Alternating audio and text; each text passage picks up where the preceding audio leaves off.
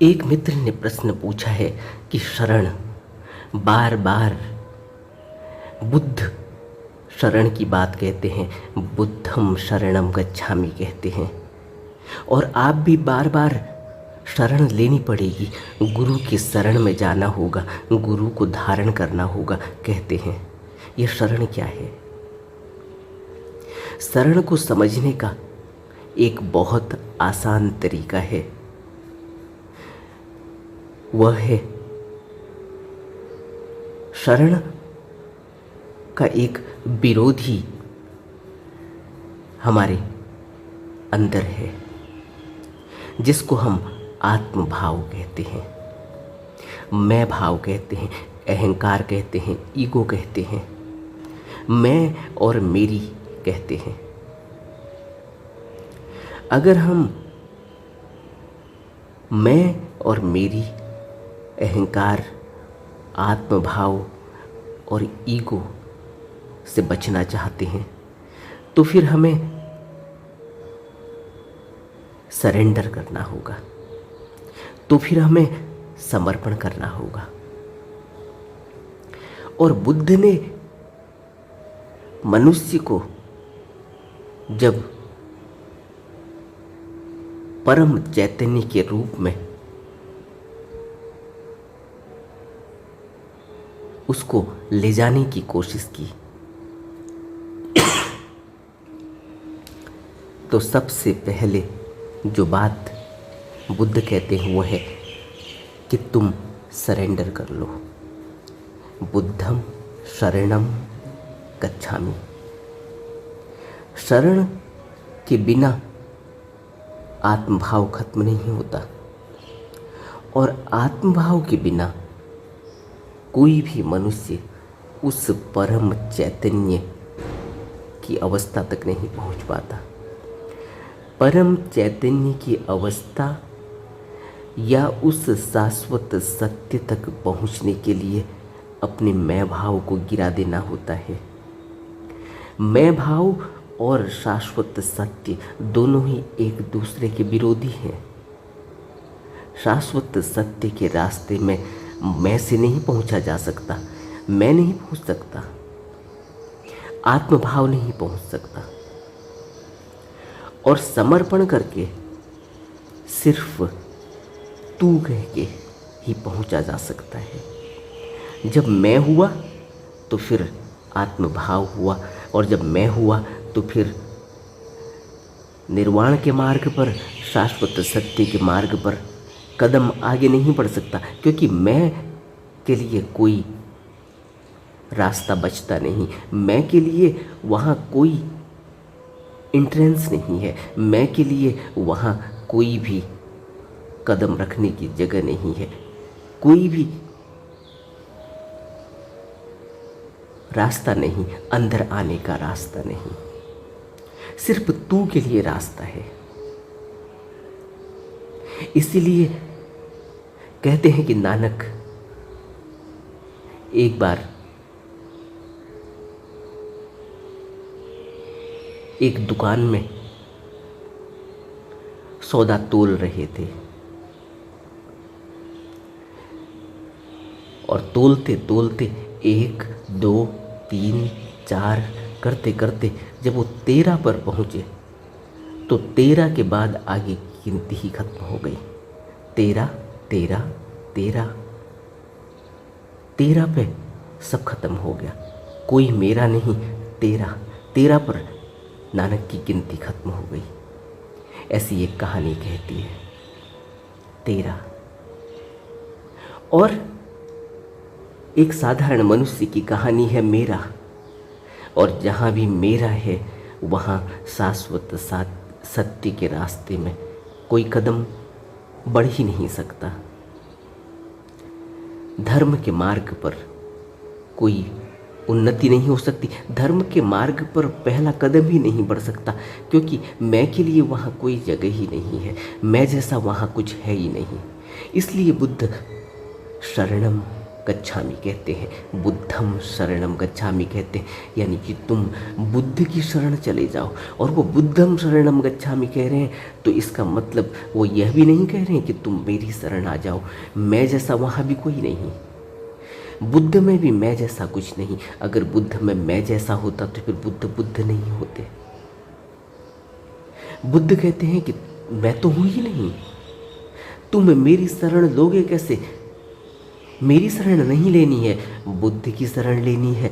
और बुद्ध तुम्हारे अंदर वह बोधि चेतना, वह बोधि चित्त तुम्हारे ही अंदर है, उसी की शरण लेनी है। लेकिन बोधि चित्त अभी तुम देख नहीं सकते क्योंकि तुम्हें अपना ही कोई पता नहीं। बोधि चित्त दिखेगा कैसे? इस मैं भाव से बोधि चित्त दिखेगा कैसे? क्योंकि बोधि चित्त में तो मैं जैसा कुछ भी नहीं। बोधि चित्त तो अस्तित्व से जुड़ा हुआ है, बोधि चित्त तो तू से जुड़ा हुआ है, बोधि चित्त तो बुद्ध से जुड़ा हुआ है। बोधि चित्त में तो बुद्धत्व की अवस्था है। वहाँ मैं, मेरा, मोह, तृष्णा, राग, कामना, वासना कुछ भी नहीं। इसलिए बुद्ध कहते हैं कि तुम मेरी शरण नहीं ले रहे हो। जब बुद्धम शरणम गच्छामि कहा जा रहा है तो तुम बुद्ध की शरण ले रहे हो, मेरी नहीं। मेरी शरण तो लोगे कैसे? मैं हूं ही नहीं, मैं बचा ही नहीं, मेरी शरण लोगे कैसे? बुद्ध जो तुम्हें दिखाई दे रहा है, यह बुद्ध चित्त रूप में बोधि चित्त तुम्हारे ही अंदर है, लेकिन तुम उसके अभी दर्शन कर नहीं सकते। इसलिए तुम मेरे में ही देख लो। यहाँ जब मेरे में ही बुद्ध कह रहे हैं तो बुद्ध कोई अपने आत्म भाव की बात नहीं कर रहे हैं। इसलिए बुद्ध कहते हैं कि बुद्धम शरणम गच्छामि, यानी हर इस अस्तित्व की हर वस्तु में, इस अस्तित्व की हर चेतना में, इस अस्तित्व के हर प्राणी में तुम्हें वह बुद्ध प्रकट रूप में दिख जाए तो फिर कोई भी गलत कार्य नहीं होता, फिर कहीं भी कोई गलत कदम बढ़ता नहीं, फिर कोई भी इस तरह का आत्मभाव पैदा होता ही नहीं। फिर तो करुणा और दया, फिर तो दूसरा कोई है ही नहीं, फिर तो सिर्फ बोधि चित्त है, बुद्धत्व है, बुद्ध है, बोधि है। इसलिए बुद्ध सबसे पहला स्टेटमेंट ही कहते हैं बुद्धम शरणम गच्छामि। और कोई भी जो यह कह रहा है कि मैं कर रहा हूँ, जो यह कह रहा है कि वह ध्यान कर रहा है, वह ध्यान की साधना में इतनी उन्नति कर गया है, इतनी चढ़ाई कर ली है, उसने इन रास्तों में अपनी पकड़ बना ली है, उसने इतने एक्सपीरियंस कर लिए हैं, उसके इतने अनुभव हो गए हैं, तो यही समझना चाहिए यह उसके अनुभव हैं जिसको वह अपने अनुभव कह रहा है। क्या यह वह उसके मैं भाव या आत्म भाव के अनुभव है? तो फिर कोई भी अनुभव है नहीं। जब अनुभव होगा तो फिर वह यही कहेगा कि मेरा अनुभव नहीं। यह तो बुद्ध की शरण का परिणाम है, मुझे कुछ पता नहीं। बुद्ध जो करते हो वह करते हो, बुद्ध जो जताते हो, बुद्ध जो दिखाते हो, बुद्ध जो भी चढ़ाई करवाते हो, बुद्ध जो भी एक्सपीरियंस करवाते हो, यह बुद्ध का है, मेरा नहीं। क्यों? अगर वो कहेगा मेरा है तो फिर मैं भाव खड़ा हो जाता है, फिर वो कहता है मैंने पा लिया, और मैं पाने वाला नहीं हो सकता क्योंकि मैं तो उस विराट के आगे बहुत छोटा है, मैं तो उस बुद्ध के आगे बहुत छोटा है, इसलिए मैं बुद्ध तक नहीं पहुंच सकता। इसलिए जो भी कोई व्यक्ति कह रहा है कि अभी कुछ पता नहीं चला, कोई एक्सपीरियंस नहीं हो रहा है, जो यह कह रहा है कि उसे पता नहीं कि वो कितना अच्छा कर रहा है, कितना बुरा कर रहा है, जो यह कह रहा है कि वो कर रहा है, वो ध्यान कर रहा है, उसने इतनी प्रगति कर ली, तो यही समझना चाहिए कि क्या उसने बुद्ध को सब कुछ माना? क्या उसने बुद्ध की शरण ली? क्या उसने बुद्ध की ओट ली?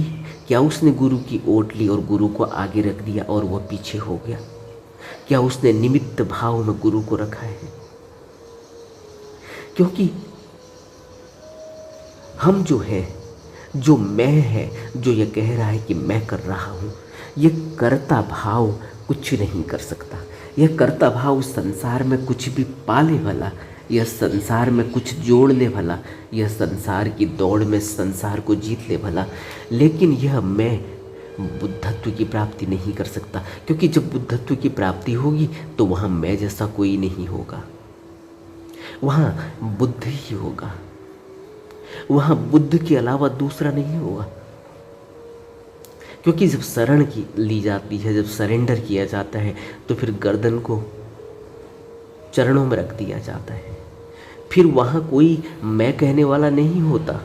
मैंने पा लिया, मैंने कमा लिया, मैंने बना लिया, मैंने दर्शन कर लिए, मैंने एक्सपीरियंस ले लिया, मैं अध्यात्म की ऊंची अवस्था में पहुंच गया, मैं नहीं कह सकता। इसलिए बार बार बुद्ध कह रहे हैं कि बुद्धम शरणम गच्छामि, तुम शरण ले लो। और जब भी शरण ली जाती है, शरण का अर्थ है रिफ्यूज, शरण का अर्थ है सरेंडर, कंप्लीट सरेंडर। जब सरेंडर कोई करता है तो आपने देखा, पिक्चरों में आपने देखा होगा, जब कोई सरेंडर करता है तो अपने दोनों हाथों को ऊपर कर लेता है, अपने हथियार फेंक देता है, अपनी जेब को तलाशी के लिए, अपनी जेब में तलाशी का जो भी सामान होता है उसका सब फेंक देता है, अपनी तलाशी के लिए तैयार हो जाता है, अपने हाथों को ऊपर कर लेता है, अपनी गर्दन को नीचे कर लेता है, अपनी आंखों को नीचे कर लेता है। इसी तरह जब हम बुद्ध को सरेंडर करते हैं, गुरु को सरेंडर करते हैं, गुरु को समर्पण करते हैं, इसका अर्थ है कि अब मैं नहीं हूँ, मैं जैसा कमाने वाला नहीं, मैं जैसा करने वाला कोई नहीं, मैं कोई नहीं, सिर्फ तू है। तू जैसा चाहे वैसे रख, तू जैसे चाहे वैसा करा, तू जो भी करवा ले, मैं अब तैयार हूँ। मेरी अपनी कोई मनमानी नहीं, मेरा अपना अब कोई मन नहीं, मेरा अब अपना कोई भी स्वाद नहीं, मेरी अपनी अब कोई इच्छा नहीं, कोई कामना नहीं, कोई वासना नहीं, कोई तृष्णा नहीं, कोई लोभ नहीं, कोई मोह नहीं, कोई अहंकार नहीं, कोई मैं और मेरी नहीं। तब आध्यात्म की राह पर चला जाता है और तब ध्यान की अवस्था में बैठा जा सकता है, तब ध्यान में मन लगता है, तब ध्यान में मन झुकता है, तब ध्यान में मन रुकता है। इससे पहले कोई ध्यान करेगा कैसे? जब वो कहे मैं कर रहा हूँ तो मैं ही करेगा, और मैं कितनी दूर तक जा सकता है? मैं उस विराट, उस असीम के आगे कहीं भी नहीं टिकता। मैं जमीन से ऊपर नहीं उठ सकता। जमीन से ऊपर उठने के लिए तो तू कहना पड़ेगा।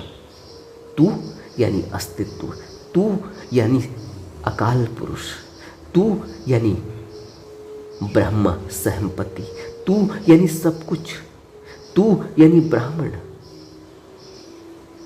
तू यानी बुद्ध, तू यानी गुरु, सतगुरु, मैं नहीं।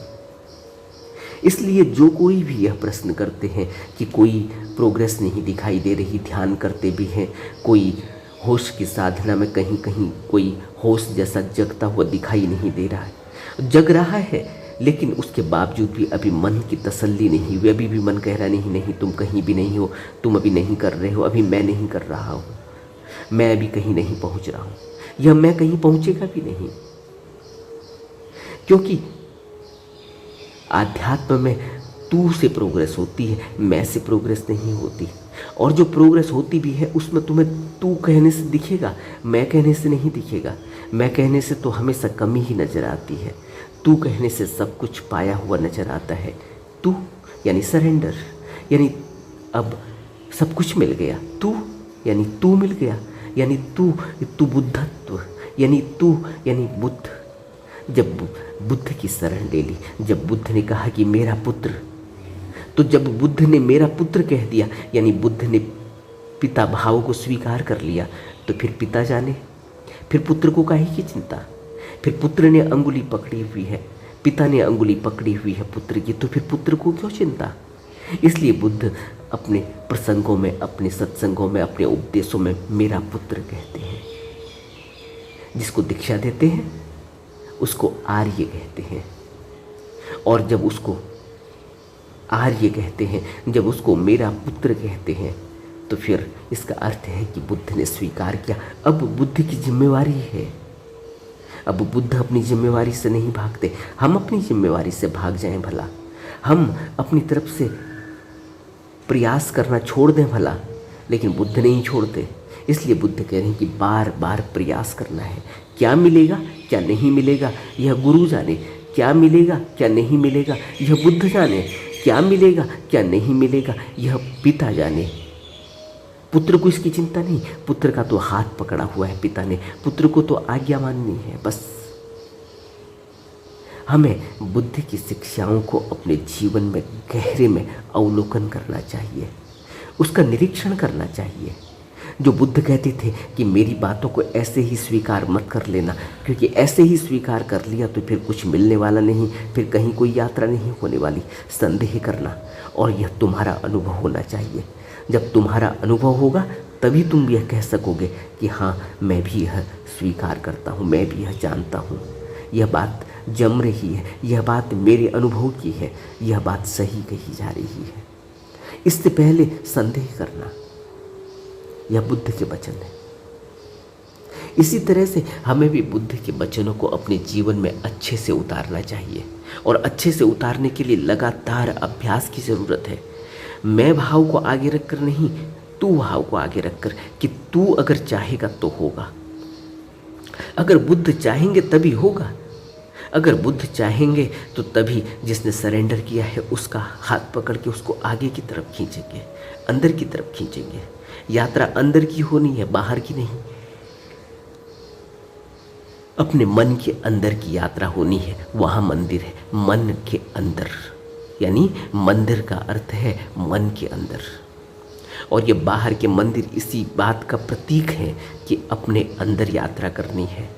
मन के अंदर, जिस तरह हम मंदिर में जाकर झुक जाते हैं, जिस तरह से हम मंदिर में जाकर अपने मन को नीमा रखते हैं, झुका कर रखते हैं, उसको चरणों में, गुरु के चरणों में, बुद्ध के चरणों में, भगवान के चरणों में समर्पण करते हैं, अपने मन को समर्पित कर देते हैं, नीमा रहते हैं, झुके हुए रहते हैं, पीठ नहीं दिखाते।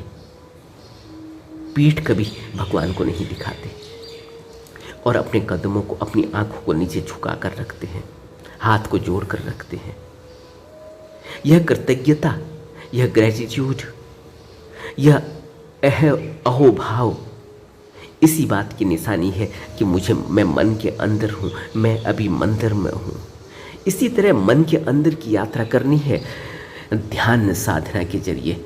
बुद्ध के आर्य अष्टांगिक मार्ग को अपने जीवन में उतार कर मन के अंदर की यात्रा होती है, और बुद्ध इसमें सहारा बनते हैं, हाथ पकड़कर हमारा सहारा बनते, हमें अंदर की तरफ ले चलते हैं। इसीलिए तो हमें दीक्षा देते हैं, और जब दीक्षा देते हैं तो फिर किसी जीव को छोड़ते नहीं, फिर अपने पुत्र को छोड़ते नहीं, फिर अपने शिष्य को छोड़ते नहीं, उसको फिर उसके निज घर, उस शाश्वत सत्य, उस परम निर्वाण की अवस्था तक पहुंचाते हैं, उस परम लोक तक पहुंचाते हैं, जहाँ से फिर आवागमन नहीं होता, जहाँ से फिर इस भवलोक की यात्रा नहीं होती, इस मृत्यु लोक में बार बार जन्म और मरण का कारण नहीं बनना पड़ता। इस बात को हमें अपने जीवन में अच्छे से घर कर लेना चाहिए कि अगर जीवन में मृत्यु से बचना है तो मृत्यु से बचने का अर्थ यह नहीं कि जब मृत्यु आएगी तब मृत्यु से बचेंगे, उसके आगे हाथ जोड़ेंगे, पता ही नहीं चलेगा मृत्यु कब आई। इसीलिए तो मृत्यु के समय आदमी बेहोश हो जाता है, वह मृत्यु को फेस नहीं कर सकता। कोई भी वह व्यक्ति जो ध्यानी नहीं है, कोई भी वह व्यक्ति जिसने समर्पण नहीं किया, कोई भी वह व्यक्ति जिसने अभी किसी गुरु को धारण नहीं किया, जिसने अभी किसी बुद्ध की शरण नहीं ली, उस व्यक्ति को मौत के समय पता ही नहीं चलता कि कब मौत आ गई और अब कहाँ जाना है। उसके आगे आंखों में अंधेरा है, क्योंकि उसके पास गुरु का ज्ञान नहीं, उसके पास गुरु की ज्योति नहीं, उसके पास गुरु की रोशनी नहीं, उसके पास गुरु का प्रकाश नहीं। गुरु प्रकाश है, इसीलिए जब गुरु दीक्षा देता है तो उस प्रकाश को हमारे अंदर प्रकट करने के लिए वह सार दे देता है, वह दीक्षा दे देता है, वह मंत्र दे देता है, जिससे उस प्रकाश को, उस गुरु रूपी प्रकाश को अपने अंदर देखा जाए, जिस गुरु के ने हमें गाइड करना है, जिसने हमें रास्ता दिखाना है, उन मंजिलों में रास्ता जहाँ हमारा कोई होता नहीं, जहाँ हमारा कुछ जोर नहीं चलता, बस नहीं चलता, वहाँ तो हम अकेले ही होते हैं, बिल्कुल अकेले। और वहाँ हमारा मैं भाव, हमारा अपनापन कोई कार्य नहीं कर सकता। वहाँ हमारी जागृति कोई काम नहीं करती, वहाँ तो सिर्फ शरण काम करती है। वहाँ तो हमें सिर्फ गुरु और शिष्य का रिश्ता बचाता है। इसलिए हमें अपने जीवन में बुद्ध को सर्वोपरि रखना है, बुद्ध को शीर्षोधार्यायी करना है, शीर्ष में रखना है। इसलिए हमें बुद्ध के वचनों को अपने जीवन में गहरे में उतारना चाहिए, क्योंकि बुद्ध कहते हैं कि आत्मधारणा मन के आंखों की रोशनी को घटाती है, जिसको हमने अभी आत्म भाव कहा, अहम भाव कहा, अहंकार कहा। यह मन के आंखों की रोशनी को घटाती है और सत्य को प्रकट नहीं होने देती। और यही गलतियों का मूल भी है, यही छलावा भी है, यही बुराइयों की जड़ भी। इसलिए आत्म भाव का जो अपोजिट है, आत्म भाव का जो सर्वनाश करता है, वह है सरेंडर, समर्पण। और समर्पण, सरेंडर, शरण गुरु की ली जाती है, बुद्ध पुरुष की ली जाती है, जो मुक्त होता है और मुक्त होने की वजह से हमें भी मुक्त कर देता है, क्योंकि मुक्त ही मुक्त कर सकता है। सोचो, कोई जेल खाने में खुद ही कैद हो, क्या उससे हम यह उम्मीद कर सकते हैं कि वो हमें जेल खाने से आज़ाद करा देगा? हम किसको खोजते हैं जेल खाने से आज़ाद करने के लिए, कराने के लिए? हम उसको खोजते हैं जो जेल खाने के बाहर है, जो जेल खाने के बाहर है और जो अपने बुद्धि और दिमाग से जेल खाने के बाहर रखी चाबी को लेकर आता है और जेल का ताला खोल देता है। बुद्ध कह रहे हैं कि फिर हमें भी आत्मधारणा से बचना चाहिए, क्योंकि यह रोशनी को घटाता है आंखों की। आत्मधारणा से ही आत्मार्थ उत्पन्न होता है। कोई ऐसी बुराई नहीं जिसका मूल आत्मधारणा में न हो। सभी दोष आत्मार्थ के ग्राहक से ही उत्पन्न होते हैं, आत्मार्थ के आग्रह से ही उत्पन्न होते हैं सभी दोष। और आत्मधारणा से ही सारी घृणा उत्पन्न होती है, बुद्ध कहते हैं।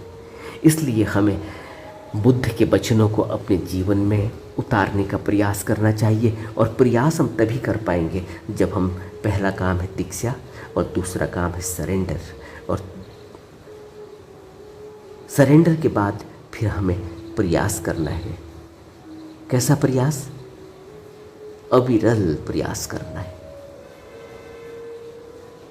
24 घंटे हमारा ख्याल, हमारा ध्यान बुद्ध की तरफ होना चाहिए। आध्यात्म की लगन हमारे अंदर लगी भी होनी चाहिए, आध्यात्म की आग हमारे अंदर जलती भी होनी चाहिए। वो रोशनी कभी कम नहीं होनी चाहिए, कभी बुझनी नहीं चाहिए। इसीलिए हमें बार बार गुरु के दर्शन करने होते हैं, गुरु की शरण लेनी होती है। इसलिए हमें बार बार गुरु के उपदेशों को सुनना होता है, ताकि हमारे अंदर वह आँखों की रोशनी बनी रहे। क्योंकि अभी हमारी ऐसी करनी नहीं कि हम बुद्धत्व को उपलब्ध हो जाएं और कल को उनकी जगह पर जाकर बैठ जाएं।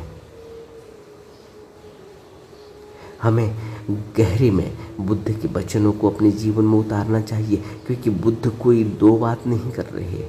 बुद्ध वही कह रहे हैं जो अनंत जन्मों से इस सृष्टि में होता चला आ रहा है। नमो बुद्धाय।